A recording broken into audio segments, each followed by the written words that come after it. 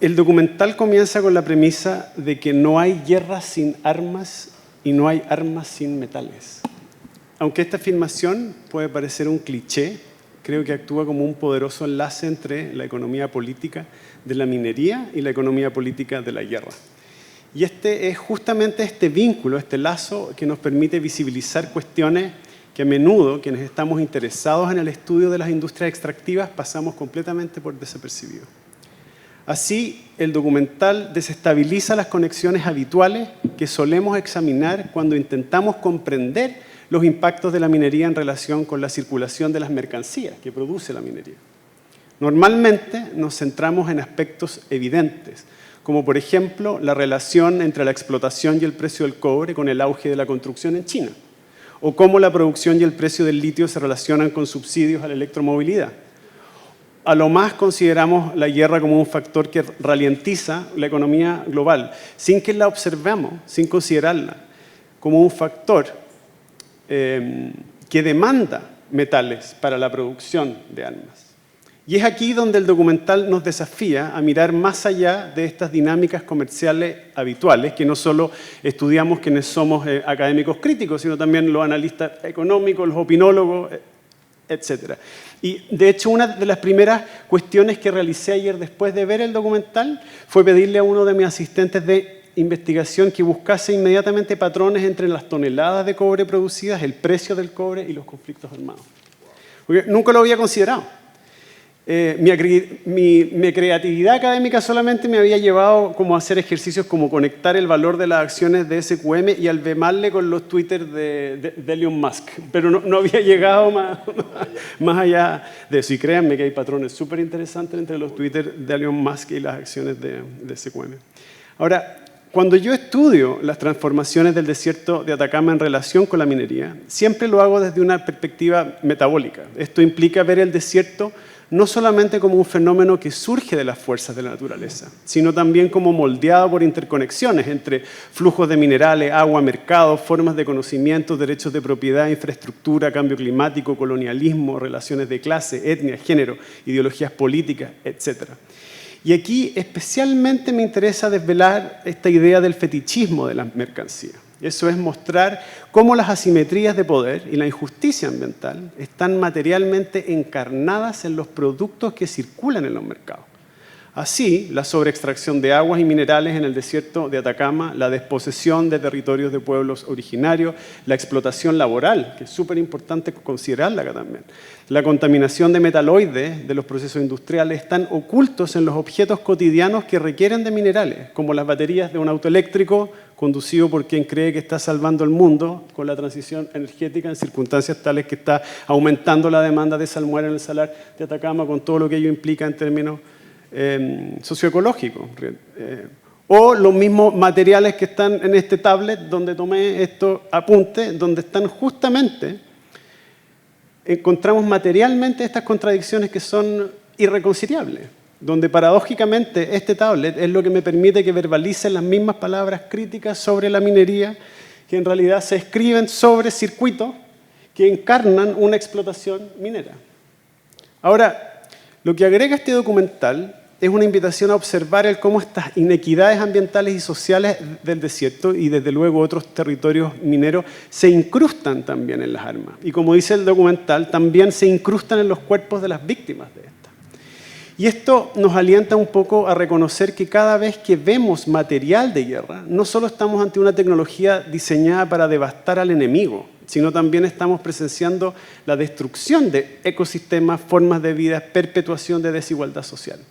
Y esas injusticias se materializan en estos dispositivos bélicos, que luego, al disparar o al explotar, también están devastando la naturaleza, la infraestructura, las vidas humanas, etc. En definitiva, la guerra genera destrucciones socioambientales para forjar material bélico, el que luego, al ser utilizado, produce nuevas destrucciones socioambientales. O sea, acá hay un círculo que perpetúa ciclos de violencia y daño ambiental ad infinitum.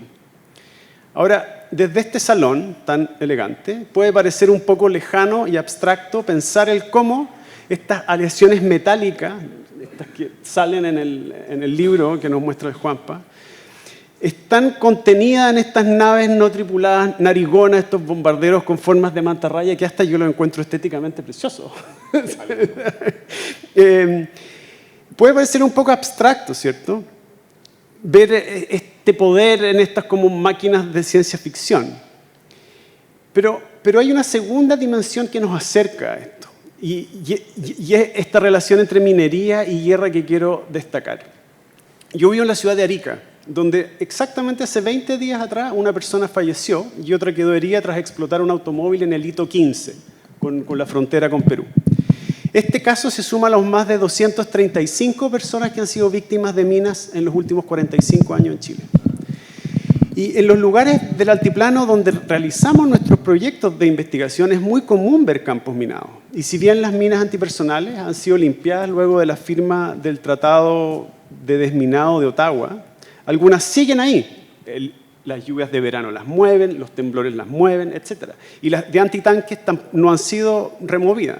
En nuestro trabajo incluso nos ha tocado trabajar con ruidos de morteros en los sectores en donde la Brigada Motorizada de Calama hace sus ejercicios en la cuenca del río Silala, disputado por Bolivia y cuyas aguas son actualmente usadas justamente para la faena minera. Ahora también hemos recibido una invaluable ayuda de los soldados que patrullan en el altiplano en los Unimog cuando hemos tenido problemas en zona aislada. Pero a propósito de esta militarización, y como anécdota, yo colecciono fotos de carteles carreteros de vialidad que son absurdos. Tengo una colección. Y tengo carteles de copihue y araucarias para mostrar que hay un parque nacional en el altiplano, o jarros de pomaire para indicar que hay artesanía en la comuna de Parinacota, o un cartel con un cultrún para avisar que está llegando a una comunidad liganantay en el salar de Atacama, pero tengo un favorito, que es uno que está en la ruta 5, llegando a Pozo Almonte, en donde hay una especie de tanque Leopard en la carretera y un cartel abajo que dice cuidado, cruce de tanques. Y con esto y esta anécdota, lo que quiero decir es que las acciones y la presencia militar es parte de la vida cotidiana en el norte de Chile. Y esta se entrelaza con la minería.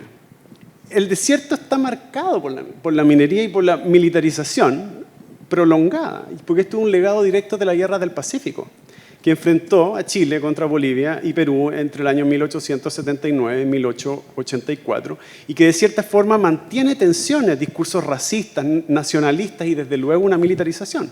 De hecho, las minas antipersonales a las que me refiero fueron sembradas durante el conflicto del Beagle con Argentina, luego de que el ejército formulase la denominada HV3, que se llama la hipótesis vecinal 3, que suponía que si Chile entraba en conflicto en Patagonia con Argentina, luego Perú y Bolivia iba a reivindicar sus demandas territoriales sobre el norte del país. Y este conflicto, la Guerra del Pacífico, fue justamente motivada en gran medida por el control de los ricos yacimientos de salitre en la región. Un recurso crucial, no solo como fertilizante agrícola, sino también para explosivos. O sea, esto es una historia muy larga, que estos explosivos eran vitales para las industrias militares durante la época de la industrialización. Y así el salitre se convirtió en un mineral no solo esencial para la guerra, sino también motivó un conflicto armado. O sea, acá no solamente estamos hablando de productos que son destinados para hacer armas, sino también son recursos mineros que generan conflictos por el control geopolítico. Y es la victoria de Chile la que le permite anexar estos territorios no solo ricos en salitre, sino también en cobre, otro mineral estratégico y crucial para la guerra. Entonces aquí tenemos un enredo histórico que es como un trabalengua, ¿cierto? Tenemos un mineral explotado para la guerra, el salitre desencadena una guerra, la del Pacífico, que a su vez consolida el control geopolítico sobre otro mineral crucial para fabricar armas de guerra, el cobre. Y cuando digo crucial, esto no es una anécdota, porque de hecho durante la Guerra de Corea, cuando Chile paraliza la venta de cobre a Estados Unidos, en ese país se afirmaba literalmente, abro comillas, que las pérdidas que sufrían en la guerra al no tener acceso al cobre chileno serían irreparables. Y esto en parte fue lo que llevó a Estados Unidos a presionar a Chile para aprobar el nuevo Trato del Cobre en 1955, una ley clave, que fue un triunfo para la derecha de la época y que fortaleció las inversiones norteamericanas en el país.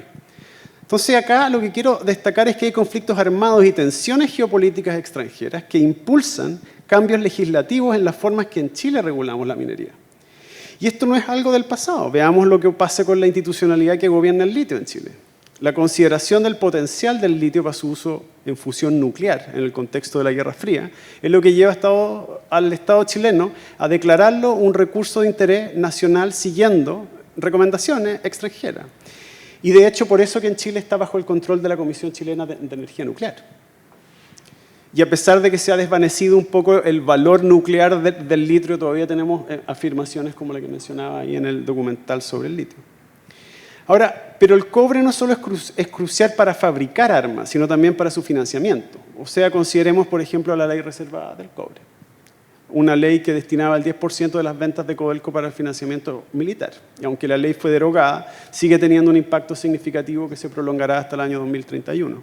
Y este mecanismo financiero no solo refleja entonces la dependencia económica del país en sus recursos minerales, sino también destaca el cobre como un recurso clave en la industria global que se convierte en un pilar para el sostenimiento de la capacidad militar. Una capacidad esencial para defender la soberanía estatal sobre los mismos recursos que en parte han permitido financiar las mismas armas del ejército que los protegen. Es como el cobre que se protege a sí mismo, ¿cierto?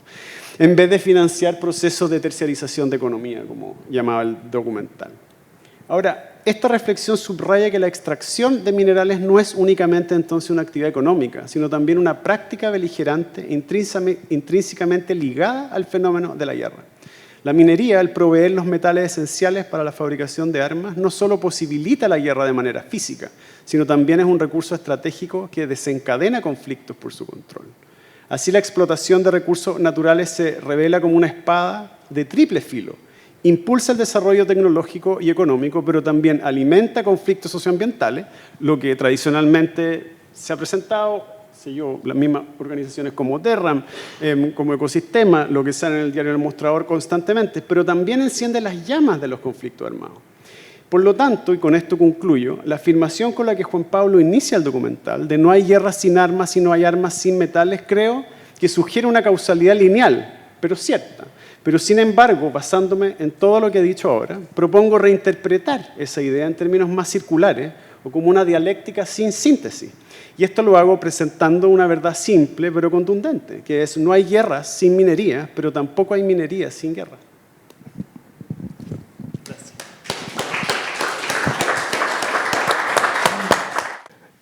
A mí lo que me dejó este reportaje, y que es un poco la función esencial de mi trabajo, es preguntas. Me genera preguntas. Y para explicar un poco la importancia de cómo una pregunta me lleva a hacer la trazabilidad de algo, quiero contar una situación que, si bien no tiene una relación directa, pero sí es circunstancial. Hablaba con un periodista hace algunas semanas y le pedía y le decía: necesito que revises en la tramitación del Congreso, en toda la agenda de probidad, cómo ha avanzado el tema de los destinatarios finales. El periodista me dijo: ya, ok, no hay problema. Pasaron los días, no se comunicaba conmigo. Finalmente, cuando ya estaba pronto al término del cierre, le pregunto: ¿y qué pasa con el tema? Y se sincera, me dice: es que no entiendo de qué se trata esto. ¿Qué es el tema de los beneficiarios finales? Y en la conversación le quedó un poco más claro. ¿Y qué es los beneficiarios finales? A propósito del caso, si ustedes recuerdan, el caso fundaciones o el caso convenciones, este es una línea dentro de la ley que todavía no se ha votado, que está durmiendo y que exige que sepamos cuál es el dinero, en qué se utiliza el dinero que el Estado invierte en aquellas organizaciones privadas sin fines de lucro, que pueden ser muy loables, pero no se conoce el destino final. Entonces, si es importante saber, por ejemplo, en qué gasta el dinero una ONG, ¿cuánto más importante es saber en qué se gasta o cuál es el destinatario final de una industria tan importante como es la industria de la minería en Chile? Es elemental, yo creo que es una pregunta originaria. ¿Y por qué es importante para la trazabilidad? Ustedes deben recordar que hace no muchos años hubo una tremenda polémica, algo mencionó Manuel, una polémica por los celulares, ¿no? Hubo una polémica con Apple. y que le obligó a Apple a hacer toda una trazabilidad y decir de dónde sacaban el cobalto que les permitía hacer las baterías que mantenían a los iPhone. Y los llevó al Congo, que es el principal yacimiento mundial de cobalto, uno de los minerales que hoy día se utiliza para la industria de la tecnología. Y claro, ¿y cuál fue la conclusión? Que había detrás de ello, había esclavitud moderna. O sea, una gran cantidad del material esencial del cobalto que tienen todos los teléfonos de ustedes en esos años, hoy día dicen que no, emanaba del trabajo infantil. Eran los niños que se metían a pozos de 30 metros de profundidad a sacar cobalto que después se transformaba en una batería que yo compraba a 600.000, 800.000 pesos en un teléfono. Y a ellos le pagaban, no sé, en plata chilena había un reportaje alemán que eran como 3.000 pesos el saco de cobalto. Esa trazabilidad me lleva a la pregunta inicial. ¿En qué se utiliza? ¿Dónde termina la minería chilena? El reportaje plantea que termina en armas, ¿no? También lo hizo todo un ejercicio circular muy interesante, Manuel. ¿Y dónde uno puede buscar esa información? ¿Dónde está esa información? ¿Dónde yo puedo, como periodista o como cualquier persona, ir a preguntar a la autoridad? Y bueno, Codelco u otra empresa minera, ¿cuánto de su material de sustracción termina en la industria bélica, que tiene un nombre oficial? Si uno va a preguntar por la industria bélica, no te van a entregar nada de información. ¿Cómo hay que preguntar? Bueno, ¿cuál de este material termina para la defensa nacional? Ese es el concepto que se maneja detrás de esto. Entonces, esa información existe. No está esa información. No podemos conocer cuál es el destino final que se utiliza a la minería.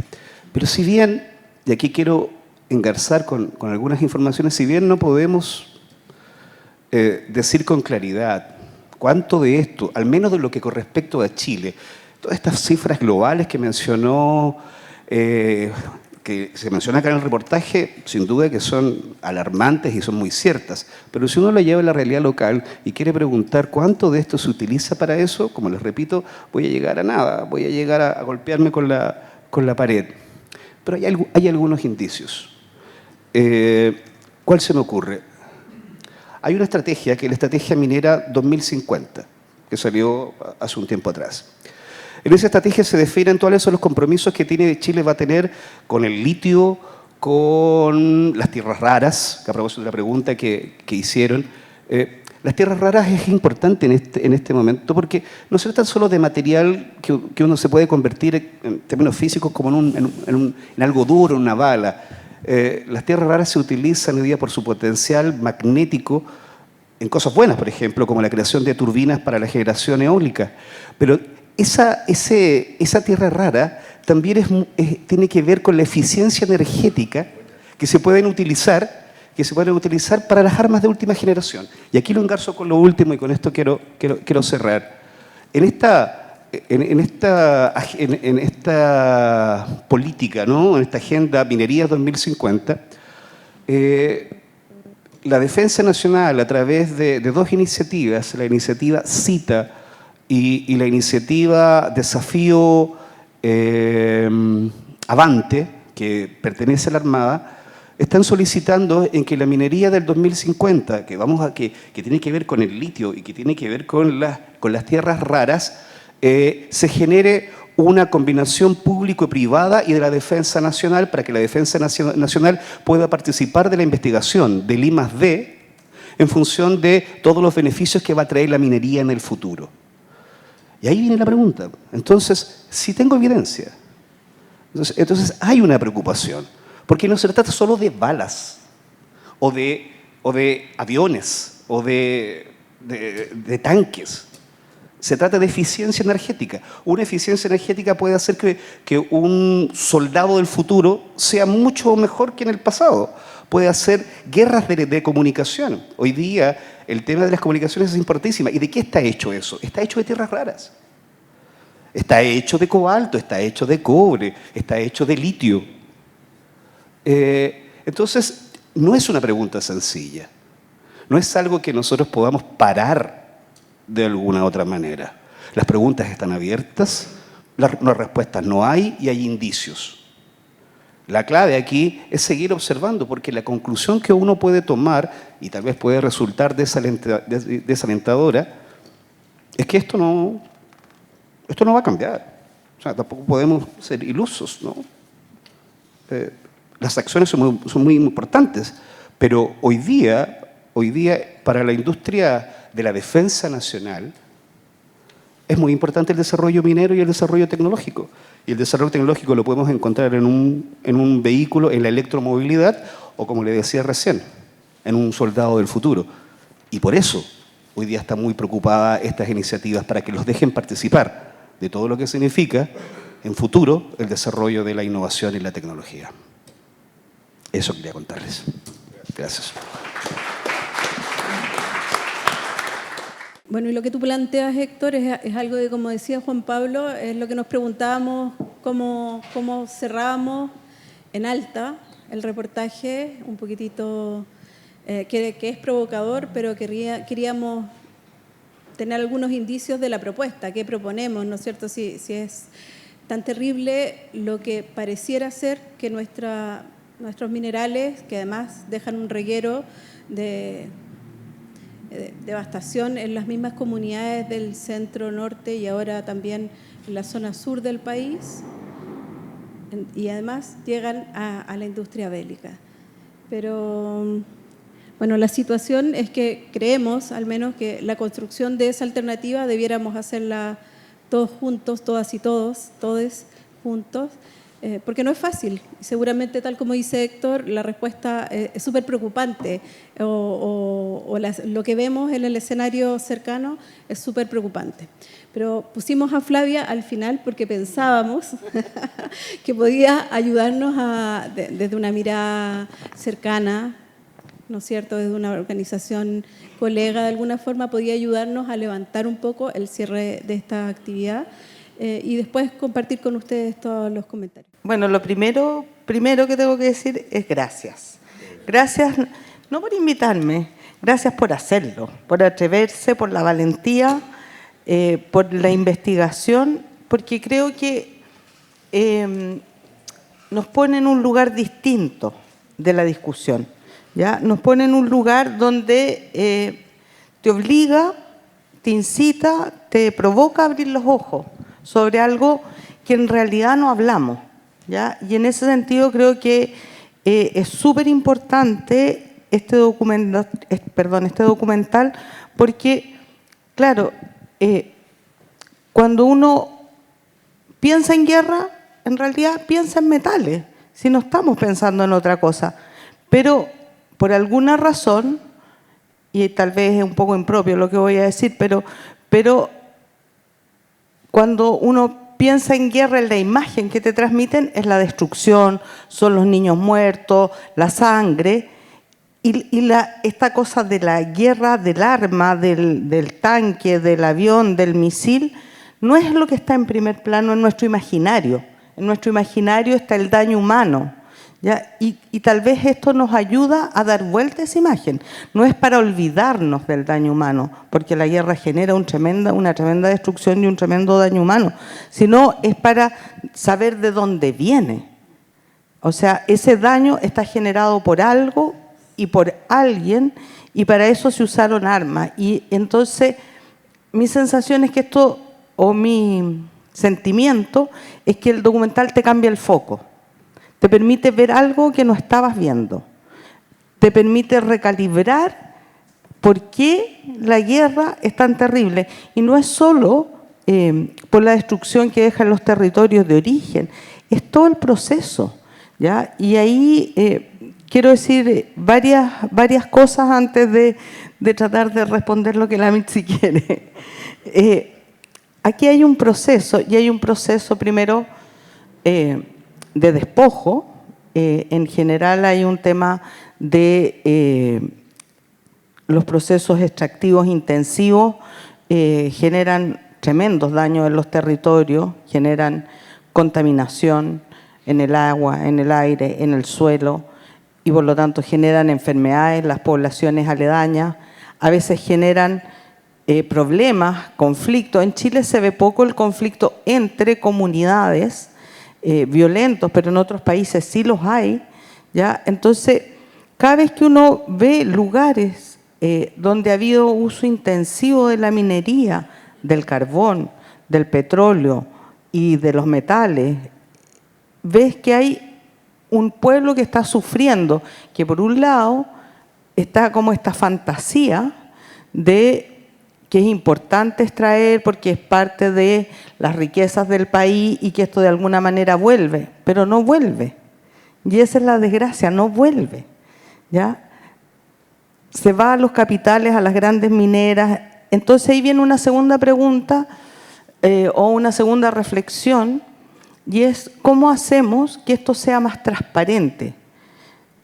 Y todavía no llego al tema de la guerra, sino que más transparente en términos de que reporten lo que sacan, que reporten lo que tributan, que sepamos a dónde va esa plata, cuánto de el cobre que se saca o cualquier mineral que se saca en Chile, porque en Chile se sacan muchos minerales, cobre, hierro, plata, oro, molibdeno, en fin, ¿cuánto? Porque Chile es exportador de concentrado de cobre y se refina en otro lado y allí se separa gran parte de la producción. Entonces, ¿cuánto sale? ¿Cuánto tributan las mineras? ¿Cuánto tributan? ¿Cuánto de eso se reparte dentro del país? Ahora tenemos esta, entre comillas, nueva ley de royalty que va a distribuir plata, y cómo eso se ocupa más virtuosamente, sería la ilusión, ¿ya? ¿Y cuánto ganan las mineras? Efectivamente, ¿cuántos son sus ganancias? Entonces, ese es como un ámbito. Por el otro lado está el ámbito del cambio climático. El reportaje es claro, digamos, en mostrar, digamos, el tema de las emisiones. Pero si uno lee, yo estuve leyendo un poquito del documento de CIPRI, o sea, ellos hacen un vínculo tremendo con el tema de la defensa y el tema de cambio climático, destrucción y contaminación, destrucción de biodiversidad, contaminación de ecosistemas. Entonces, también ahí yo tengo cierto conocimiento de temas de cambio climático, y lo que uno ve son emisiones globales, emisiones por países, emisiones per cápita, emisiones por sector, ¿ya? Pero no hay nunca está contabilizada la emisión de este tipo. O sea, uno puede mirar cuánto emite la minería, cuánto emite los sistemas eléctricos, energéticos, en general energía va junto, electricidad y transporte, y a veces hay otras industrias y manufactura. Pero ¿cómo contabilizamos cuánto emite la guerra? No está contabilizado, o sea, la guerra, no estoy hablando ni siquiera de la fabricación del arma, la guerra. Estamos frente a las que nos tocan, digamos, más en Occidente, dos guerras tremendas, y ahí se está muriendo gente, pero uno está viendo que se está contaminando, está viendo que se está emitiendo. ¿Dónde vamos a contabilizar eso? Entonces, también ahí, y tal vez ahí entrar un poco en la cosa de cómo ir bajando esto, no solo abriéndonos los ojos y mirando las cosas de una manera distinta, sino cómo podemos ir tratando de que esto se contabilice. Por ejemplo, es un ejemplo bien simple, pero en Chile en Chile todo mal, pero bueno, eso ya lo sabemos. Entonces, primero, todas las emisiones se contabilizan de acuerdo a lo que reportan las empresas. Chile no tiene la capacidad de contabilizar por sí mismo el Estado, ¿ya? Entonces ahí ya puede haber un dato errado, pero bueno, ese es el escenario. Pero cuando se contabiliza transporte, se contabiliza aviación y se contabiliza transporte terrestre. Pero hay un transporte que no se contabiliza, que es el que se llama transporte fuera de ruta. Y el transporte fuera de ruta es la minería, fundamentalmente, porque no está en las rutas de transporte, está en la faena. Entonces, desde ahí ya tenemos como los datos malos. Y tampoco, por lo tanto, se contabilizan las emisiones. En fin, entonces, Yo creo que en el tema climático, para ir como concretando, hay algunas entradas en lo que uno puede, por lo menos, generar preguntas para generar presión. Uno ve al secretario general de Naciones Unidas desesperado con sus mensajes. A mí me da pena cada vez que lo escucho, porque es como ya estamos en la era de que estamos hirviendo, que la temperatura subió 1,1, la temperatura media mundial, hemos enfrentado las temporadas cálidas tanto en el hemisferio norte como en el sur, más con temperaturas medias más altas en más de 100 años. En fin, hay millones de datos. Y por otro lado lo ve desesperado tratando de que Israel deje de matar palestinos, pero no hace el vínculo. Y yo creo que lo que aporta de verdad esto es que uno empieza a hacer el vínculo. Y entonces el cambio climático no está separado de esta industria, no está separado de la extracción de metales, y por lo tanto tenemos que ahí empezar a plantearnos preguntas y a ponerlas. Yo de verdad tengo más preguntas que soluciones a esto, pero creo que el plantear la pregunta ya es un tremendo paso.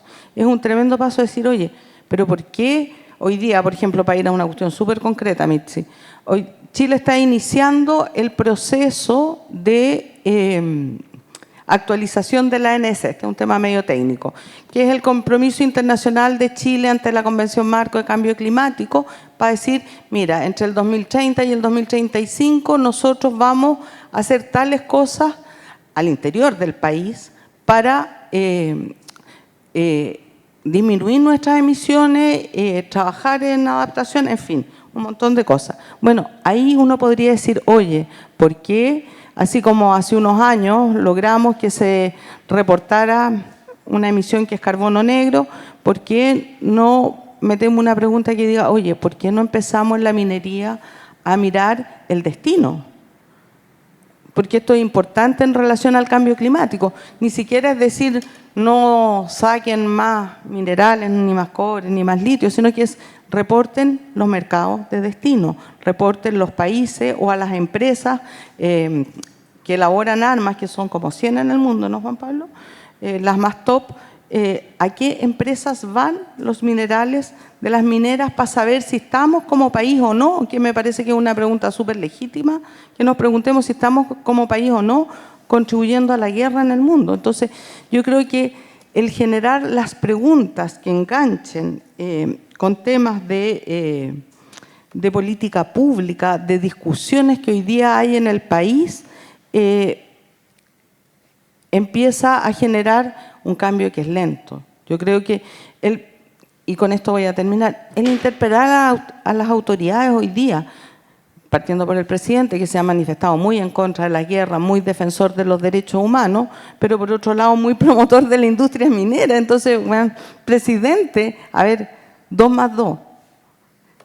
O sea, yo valoro que usted esté en contra de la guerra, que no se quiera que sigan matando niños en Palestina, pero por otro lado estamos exportando una cantidad de metales que van a ayudar a construir tanques, misiles, en fin, y van a terminar en matar a esos niños que usted no quiere. Entonces, yo creo que ese es como el círculo que tenemos que empezar a hacer, y por ahí ir trabajando y ir comprometiéndonos, y obviamente los invito yo a todos y a todas a que difundamos mucho este documental. Gracias.